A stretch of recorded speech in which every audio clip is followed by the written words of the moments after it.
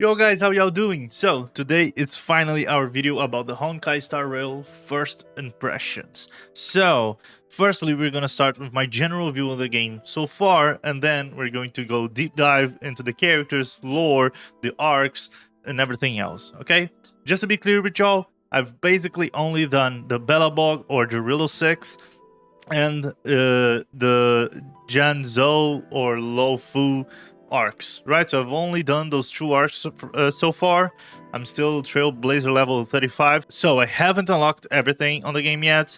I still got a lot of things to do, but I just wanted to do a first impression video talking about those arcs, talking about what my view on the game and everything so far. Okay, so without further ado, let's just get into it, shall we? So my initial points before getting into the story, the arcs, and the characters. So just to give you guys a background, I really like turn-based combat and strategy games. So this is going to be a point that we're going to talk a lot throughout the video, so keep that in mind, okay? I really enjoy them. I think the writers nailed most of the dialogue in the game in general. The options that were given to us were basically 90% of what I wanted to say, and not only that, the options were made in such a way that I feel like they fulfill most of the fantasies and the choices that most of the different personality types of their player base would choose and would make them happy. So I really enjoyed it. The way that they did them, to be honest, was pretty good. I also enjoyed a lot that in the non-serious moments of the stories, whenever we were just fucking around, the game just didn't take itself too serious. So there were a lot of jokes, a lot of fourth wall breaking, a lot of real life stuff baked inside the game, making fun of the game in itself, which is amazing in my opinion. So they made those non-super important moments of the game feel a lot lighter, a lot more fun, and that in contrast elevates the level whenever the story gets serious, whenever there's political things, whenever there's deaths, there's battles. So that balance felt really good in the game. I do have a huge problem with the fact that the game has auto combat on it. Being a strategy turn-based game and having auto combat really turned me off in the game. I'm being completely honest with you guys, because it literally kills the gameplay of the game. Imagine if Genshin, you didn't have to do your dailies, you didn't have to explore the world, you didn't have to kill mobs, you were just walking around keeping up with the story. That's basically just an anime, right? I've heard that in the end game, and I heard this a lot, the end game content you can't really auto, especially if you are a free to play or a low spender. And I'm super excited to see it because again, I enjoy a lot turn-based strategy games, and I really want to feel like my choices, like my builds, like my characters, that they are all meaningful. And I know that if it is auto for most of you guys, y'all can still auto those modes. I'm sure that I won't, because I'm a new player. I don't have any fucking character. My only 5-star is Japart. So I know that I don't have 90% of the super strong essential characters to do a shitload of builds. So at least for me, the end game is going to be super entertaining because I don't have a lot of options. So I'm going to have to work super hard to be able to beat current content, right? Again, talking about the auto, because of the auto nature of the game, it kind of makes me think sometimes that Hoyo's strategy when developing HSR was making a strategy game for an audience that majority doesn't like strategy games. And sure, it could serve as first experience for people to become familiarized with the genre and then play more deep and developed strategy games, for sure. And if that was their plan, what I think it was, congrats on them to making it, because being able to convert a player base that really didn't give a single fuck about strategy games to make them not only play it but enjoy it, because at least from what I see inside the gacha bubble, people really praise HSR. There's not a lot of hate towards it. It's kind of a consensus that everyone loves HSR, that everyone thinks that HSR is a great game. So although I do have that kind of problem with the game and with the auto being so easy and so present throughout the story, it still shows how well Hoyo was able to sell that to non-strategy game players. And I think that's crazy. That's amazing, to be honest. Hoyo really got a huge achievement on that, and I gotta give him credits for it. But I still wish the auto was limited, reduced in a way, or even removed from the story.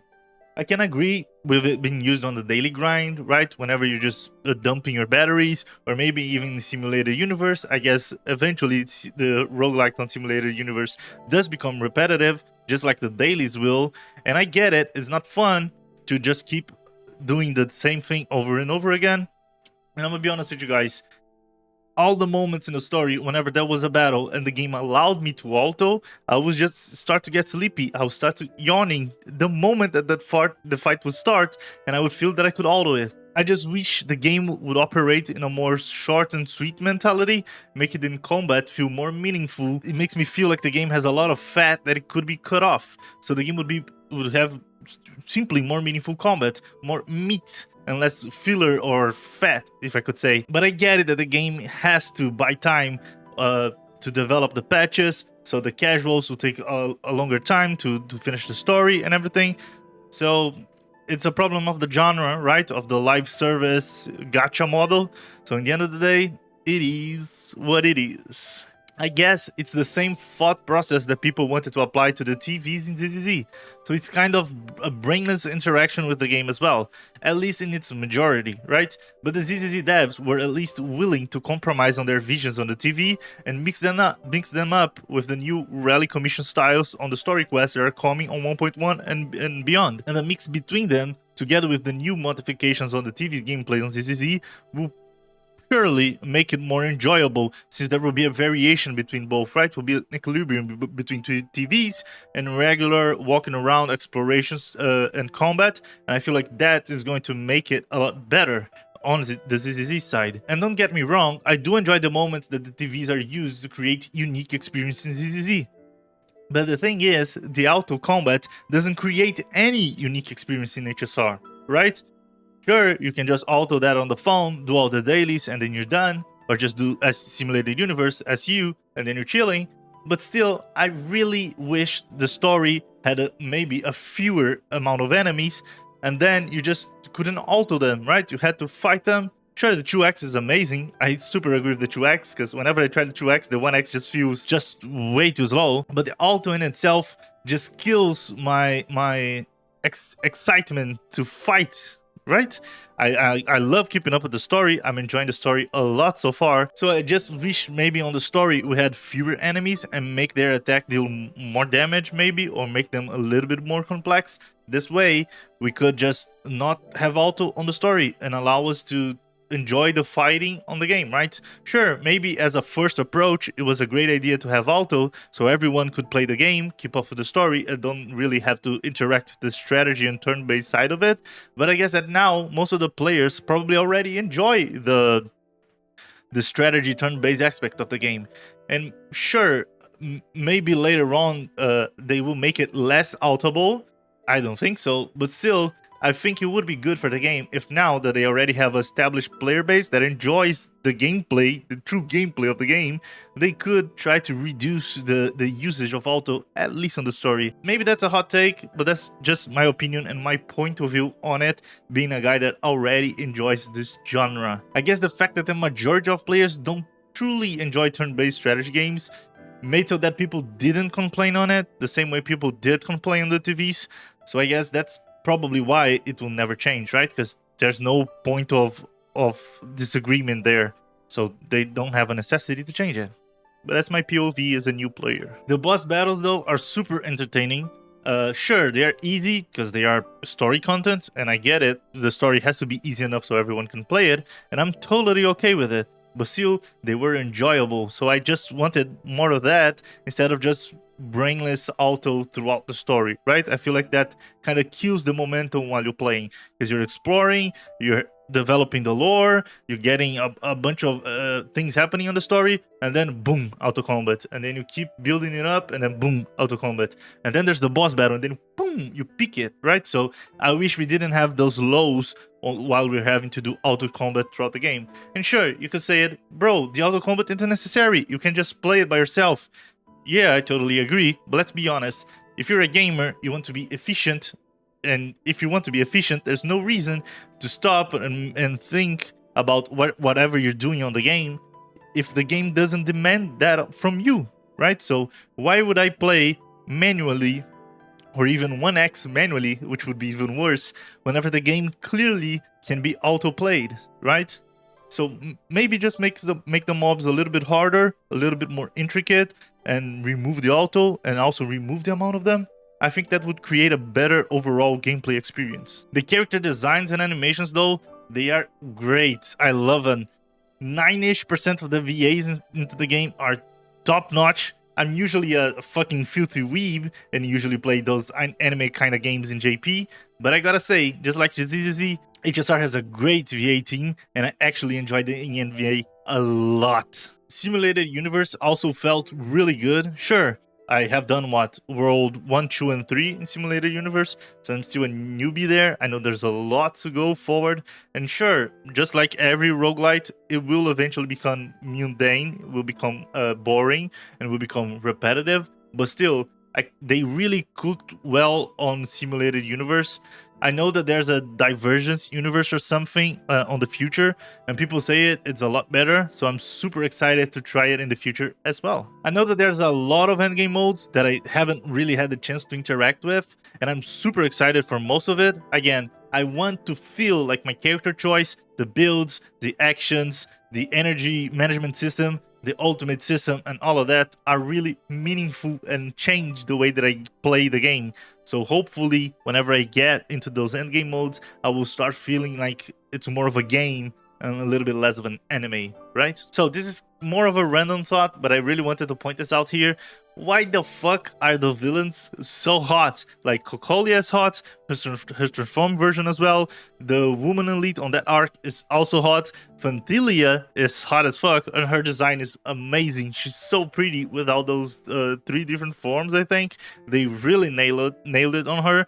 But I don't get it. Why are the woman characters, at least the ones that I know so far, the villains are just better looking than them, and I don't really get it. Don't you want to sell like to the Coomer incel bait and sell hot women in the game so people can buy them? Why are the villains just so much hotter than the characters? I really don't get it. Again, this is more of a meme and a joke. I don't really care about it, right? Because to be honest, I'm not really that much of a Coomer, but I just thought it was an interesting point to bring up, so yeah, why? So now let's get into the story arcs and what I thought of them, okay? So firstly, we're going to obviously the arc 1 of the story, which is the start of the adventure, and then Belabog or Jurillo 6, right? So just to be clear, before we get really deep into it, I'm almost sure, I'm 90% sure that I've done all the side quests and companion quests from this arc, so I'm pretty sure that I've did everything that this arc had to offer. So yeah, let's just get into it, shall we? So the start of the arc was pretty good with the invasion on the space station, I think, and Kafka, all the things that happened with us, the Stellaron, and all the thing. They set it up a really good base level on the story. The mystery, everything was going crazy at that moment. Was pretty cool to see. So I was expecting March 7 to be a basic character, just to be there for comic relief, and she kind of is, but the backstory on her being found frozen in space, and because she was found on March 7th, that was her name, it was pretty cool. The fact that she always walks around with a camera to kind of have a backup of her memory in case she loses it again is also super cute, and I loved it a lot. So I really enjoy her. And I expect the writers to eventually make that a main plot point in the future. So hopefully they will explore more on the March 7th backstory, what happened in her past, and everything else. I love her dumb dialogues and also her cute moments. I really enjoy her. She kind of gives me, it's a dumb comparison, okay, but she kind of gives me the Naruto's son vibe in a way. The dumb, super happy, always laughing kind of person, and I like it a lot. While Dan Heng kind of feels like the Sasuke Moon vibe, let's say, if I had to do this balance, this comparison, right?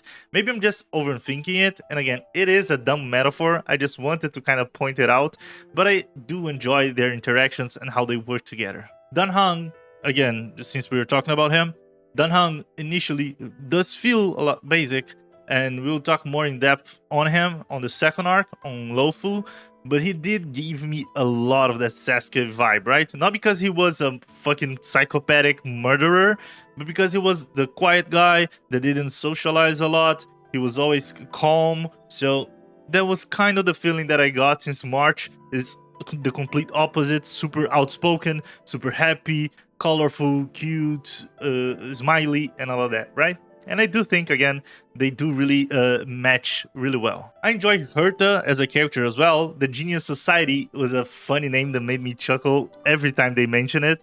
And the fourfall and meta jokes that she does are also great. It made me, just in the start of the game, basically, already know that I was going into a good adventure where the writers are also having fun doing their thing, right? It's not about the serious story, end of the world. Sometimes they just want to have fun, make some cool jokes, and I love that. Hopefully, I'll have more interactions with her throughout the story and learn more about her backstory as well, and the Genius Society, because I want to know who the hell came up with that dumb name. Welt is a character that I like a lot. Sure, visually, he's really basic, but I do like that he gives out that teacher vibe, and that he's super smart, calm, and a mature man. And I gotta stress this, a man. It's rare in Hoyo games, I've already noticed this, that the guy isn't just a fanboy looking, which is childish and is not mature, that doesn't know how to deal with his emotions, and it isn't a confident guy and all of that. So I value him a lot. And again, it's not that I have something against the fanboys, but I would just like to have more true mature men's on the game. I do feel like it enriches the game a little bit further. Himeko also gives a nice vibe as well. A knowledgeable, powerful woman, always nice to see. She gives out a kind of a caring vibe as well. She and Welt do kind of give of a mom and dad vibe. Not really, but kinda, on their own unique way. And without feeling forced too. So I enjoy them both a lot, not only separate, but also their interactions that it basically only happen on the first arc, at least between both. So, we finally reach Jirilo 6. And I gotta say, Sampo has an amazing VA. He's a character that I love to hate, just for the meme, of course. He's a completely fine character, and I do really look forward to seeing more interactions with him and understanding more of his past and everything else, his motivations. But still, I gotta really point this out. His VA is amazing. Makes the character 10 times better. He really nailed it. I don't know who he is, and I don't know if you ever watch this, but man, if you're the Sampo VA, you fucking killed it. So, the proposition on the start of the lore on Jirilo 6 is actually pretty cool. The frozen planet, with a few surviving communities. Sure, in this case we were more focused on the Belabog city, but still, basically a wasteland inside a frozen planet is always a cool thing to explore, so I always enjoy that a lot. And I gotta say, the initial part of the arc was really interesting, really well executed. I love Serval. I like that she's a kind woman, that she's funny, she is kind of sassy in a way. I like just the personality that they build up on her. Really interesting, really good character. Cocolia is hot, sure, but I don't really like her. I don't even can empathize or even vision her motivations, to be completely honest. I just kind of dislike her, being honest with y'all. And I did wish that we had more Gepard interactions. He seems like a cool character, and yeah, he's the brother of Serval and all of that, but I just wish I could understand him more and feel more of his nuance. Because to me, it just felt like the basic military guy, right? It just felt way too bland. Sure, they had a lot to introduce to us in the first arc, so I get it, they just couldn't deep dive on everyone, so maybe he would just appear later, we can know more about him. But yeah, I just wish we had more time with Gepard to understand more about him. Maybe just my cope, because he's the 5-star character that I got to understand it better. I don't know. But yeah, that's my feeling. The fact that Cocolia was the villain of this arc and she basically just got manipulated by the Stellaron felt kind of basic. Sure, she has a backstory because she lost her kid and the Stellaron's trying to persuade her that she will be able to get her kid back by basically sacrificing the whole planet. That kind of felt exaggerated and kind of not worth it in my opinion. Because, I'm gonna be honest, I just expected more resolve and morals from a leader of a fucking wasteland frozen planet. Bronya was introduced as a simple character, but I enjoyed her development throughout the story. Her relationships with Zila, her recovery of her lost memories, and the fact that she lived a selfless life because of being bound to duty and morals, being the future replacement of Cocolia. Sure, it is a trope, but it was a really well executed one, so I don't mind it. I'm super happy with Bronya development in general. We're gonna talk more about this on the final part of this arc. Zilla also kind of has the same progression or development as Bronya, mainly because they kind of develop together, right? So it kind of feels like a package. She was also a little bit basic on the beginning, but seeing her learn from seeing an overworlder, in this case Bronya, who was nice, didn't fight with them, didn't treat them like shit, and she learned that not all the overworlders are crazy or monsters, was actually pretty cool to see. But I'm not gonna lie, Natasha was probably my favorite character on this arc. A wholesome doctor, doesn't have an exaggerated personality. The fact that it was told to us later on in the story that she's the leader of the wildfires, kind of in the shadow, also made me like her a lot more. An upstanding leader that isn't radical, is caring, doesn't judge, pretty cool, mature, and a well-developed character. So I like Natasha a lot. It's probably my favorite character in this arc. The debate between the two different societies, the overworld living kind of a luxury life, while the underworld is basically living a shitty life, is a great connection and comparison with a bunch of different real-world situations. So I think most people can understand and even sympathize with it. So I think that was pretty cool. The feeling that the underworld populations are basically slaves to the government and that live with shitty conditions, barely able to survive, is a great storyline to keep up with, because you really want to see them get a better life, right? Just be able to have food, to have clothing, to have jobs, and to have an equal opportunity, just like the overworlds do. I still kind of feel like Clara and Zvorog presence on the story was kind of meaningless. Maybe it's just because I've played it like for a week ago, but I don't really feel like they were really meaningful on the story, that they really had a presence. Sure, they were used to do some lore drop on us, but I do still feel like they didn't have enough development or screen time to make me really care for them, right? Sure, Clara is a cute kid. You want to protect her. You don't want to see her doing shitty things. You want to see her do better.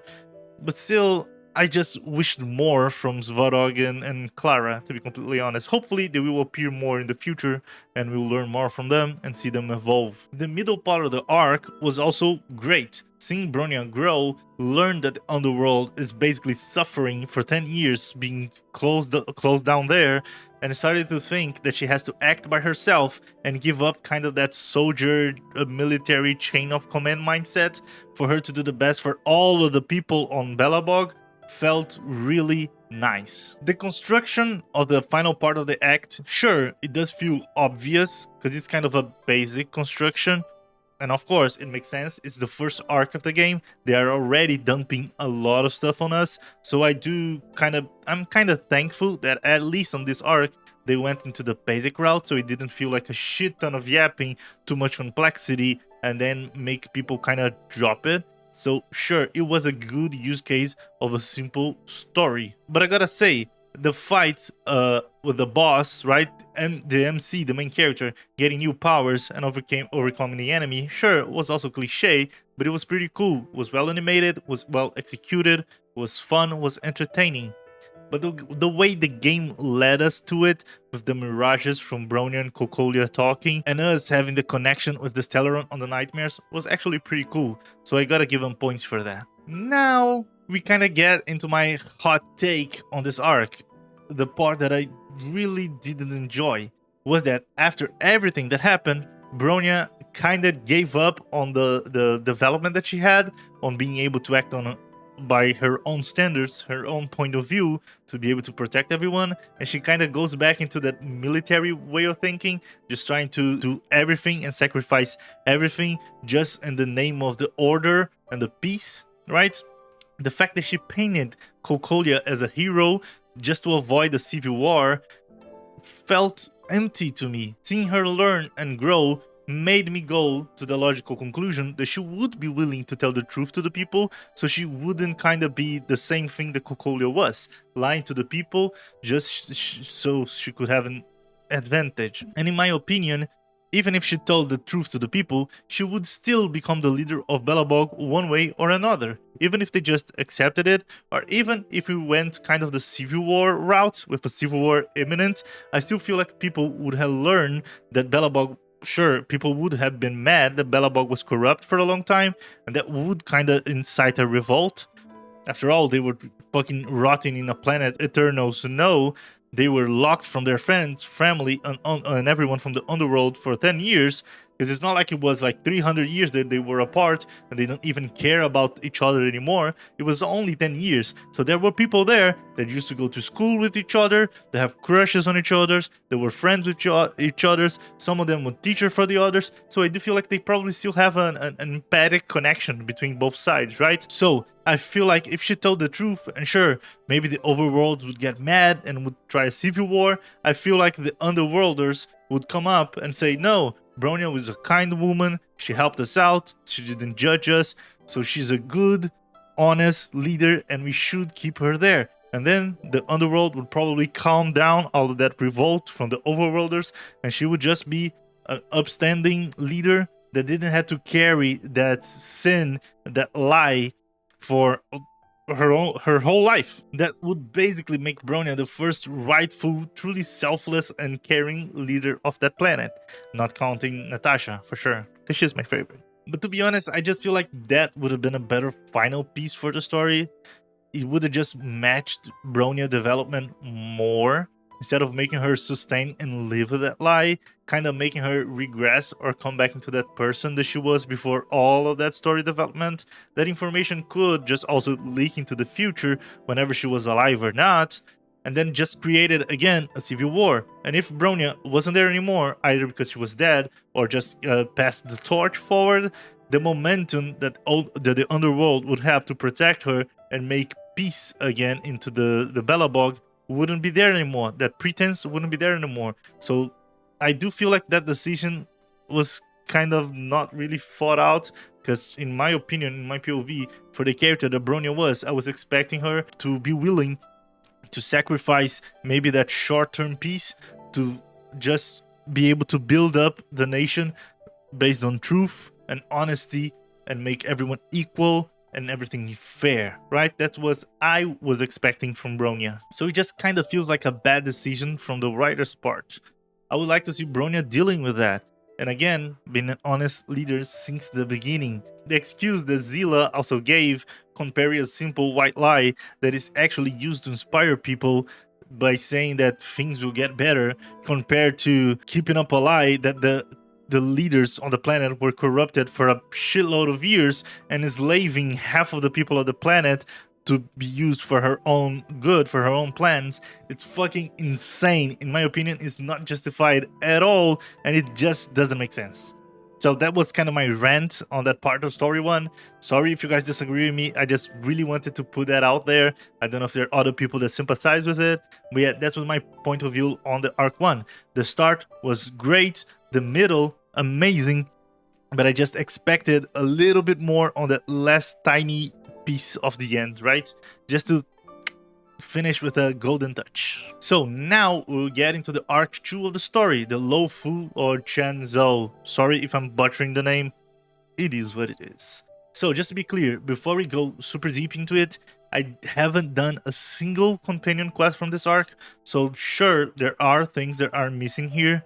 So I'm just being honest with y'all, so take that into consideration. So the concept of basically having a planet inside a huge spaceship is awesome. I'm a huge fan of Gundam, and Gundam does that a lot, so seeing that kind of scratched that itch to me, and I instantly loved it. Kafka giving us the intel made me kind of wonder what the hell she was planning, and which side are the Stellaron hunters playing. Are they on our side? Are they on the Stellaron side? Are they a different player completely with different opinion and a different perspective on it? Which I think is pretty cool. I'm really interested in learning more about her, Blady, and Elio, and if there are even more Stellar Hunters out there. Hopefully there are, because again, I really love characters who just aren't playing black or white, that are willing to go into that grayscale, and they seem like they are that thing to the story. So again, hopefully I'll have a lot more from them on the future. I enjoyed Blady design a lot. His skills are cool. Hopefully, later on his story, he'll become more than just a angry, edgy character, because I want to know more about him, and I want him to be a cool character. But at least till the end of the arc 2, he just felt like an angry, edgy boy, and I don't really like that for him. Welt being in this arc with us, exploring and dealing with the problems was really cool. I already wanted more from him since everything that happened on Arc 1, and seeing him pace the conversations, being a polite diplomat, helping the young ones with all the politics, the theories, and the plans make me like him even more. So again, a great character that hopefully will still be present on the future story developments. Again, I gotta say, I love the dumb dialogues of March. I love making fun of her with the dialogue options.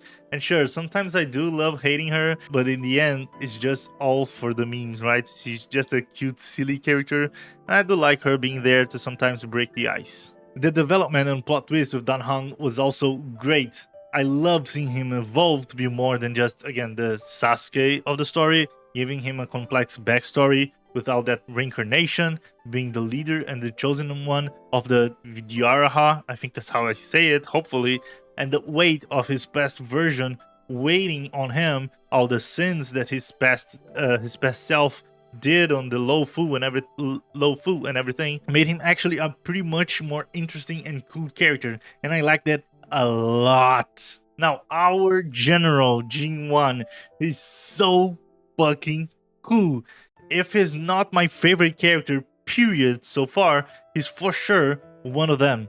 I just simply love the vibe that he gives. He's a smart guy, willing to do whatever it takes to protect his people. He has nuance, he still has morals, and I really want to learn more from him. Again, I just love his vibe, his aura. Whenever I saw him, it was like love at first sight. I was like, bro, this guy's gonna be sick. I know I'm gonna love him. Again, just a cool man, a man in the story, and I love to see it. Fushuan design is also pretty cool. I'm not really into the lollies. Maybe she is a short adult based on the lore. I don't know. But again, y'all understand what I mean. I'm not really into that stuff.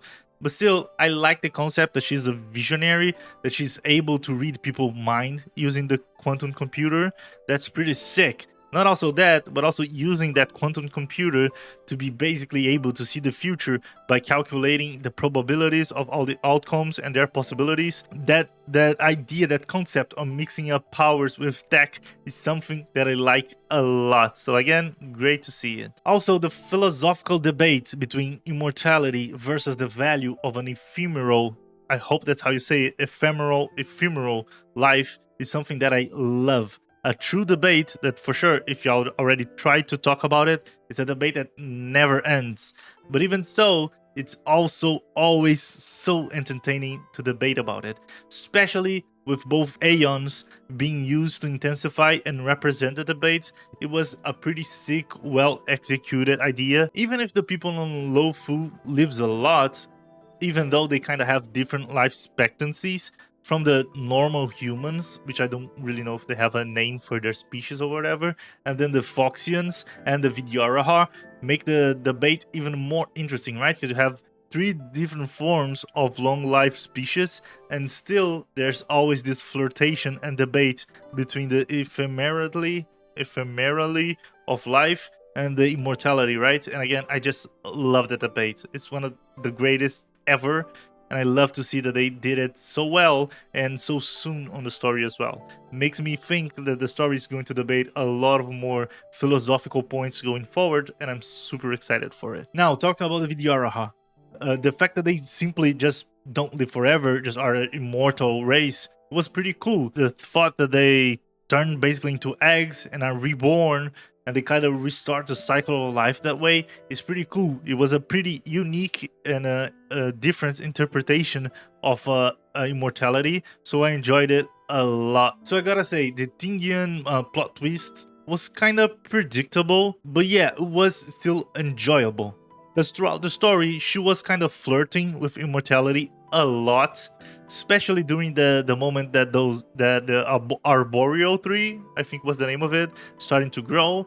I could really see like, oh, I'm pretty sure she's gonna be the villain. If not, she is going to have to maybe betray us, or maybe be used by the villain to achieve something. So the game was really leading into that way too early into the story, but still was enjoyable because there was a surprise after all, right? I think y'all know what I'm talking about. To be honest, I just couldn't really predict how it would happen. The concept of not knowing if she's dead, disappeared, if she sacrificed himself, or maybe she was just replaced by a duplicate or something like that, was really cool. And I hope to see more of that in the future. Maybe know more of whatever happened to her, if she's dead, if she disappeared, if she got cloned, if she just got used, or if she was indeed a villain. Just to add this here, I don't know why, but I feel like the VA for Ting Yan, or maybe the voice that VA did, just doesn't really match her. I don't know why I feel it. I just wanted to add this here. So tell me, guys, do you guys feel the same thing? I like the design of the character. I like the idea behind it, but I just feel like the voice just kind of doesn't match the character. I don't know why, but I feel it. The fact that Luocha was also with Dan Han all of the time, and then later on is revealed that he was the one that brought the Stellaron to the ship, was actually kind of nice. It was kind of obvious since from the characters presented so far, basically in the fact that the Stellaron came from the outside, basically it had to be him, Blady, Kafka, or a character that didn't had shown yet. It wasn't shown yet. But still, I'm pretty interested in learning more on why he did it, his backstory in general, because I'm gonna be honest with y'all, he seems to be a pretty cool character.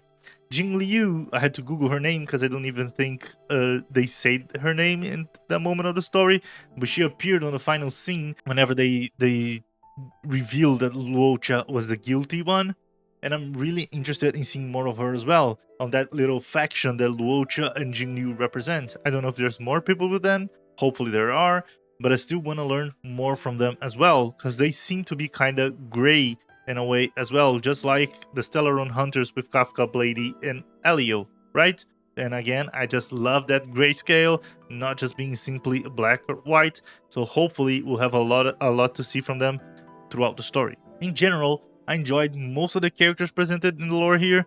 I won't name all of them because there was a lot of characters, but since most of them didn't really have a lot of character development or screen time, at least not into the main story, because again, I haven't really done the companion quest for this arc, but I still just wanted to point this out. I really enjoyed most of the characters here. I feel like they took more time to present different characters, different perspectives, different hobbies, different personalities, and that was really sick, really cool, really good. So yeah, guys, basically, I'm really enjoying the game.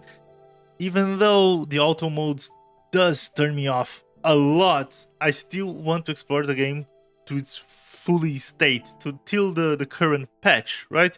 I don't know if I'm going to be able to get into the current before 2.5 drops, but if I do, whatever, I'm still probably going to keep playing the game throughout all the patches, because again, I'm really enjoying the story, and if the end game is all of that the people said on my chat, then I'm sure I'm going to enjoy the game on the long term as well. And also, sorry if I forgot something. If I did, y'all can remind me on the comments or during my streams, so I can add them into my next review on the Penacony arc, or about the endgame modes, or in my overall review of the game. Hopefully, you guys enjoyed the video. If y'all want to chat about the game, or ZZZ, or Wuwa, or really anything else, could be drama, reacts, lore, leaks, theory crafting, or anything, y'all are more welcome than leave a comment, or just join me in my daily streams on both YouTube and Twitch. So yeah, boys, that was pretty much it. Hopefully, you guys enjoyed this first impression video. If you guys did, don't forget to leave it a like, subscribe to my channel, follow me on my Twitch. Again, I do stream daily on both YouTube and Twitch, and I'll see you guys on the next one. Peace.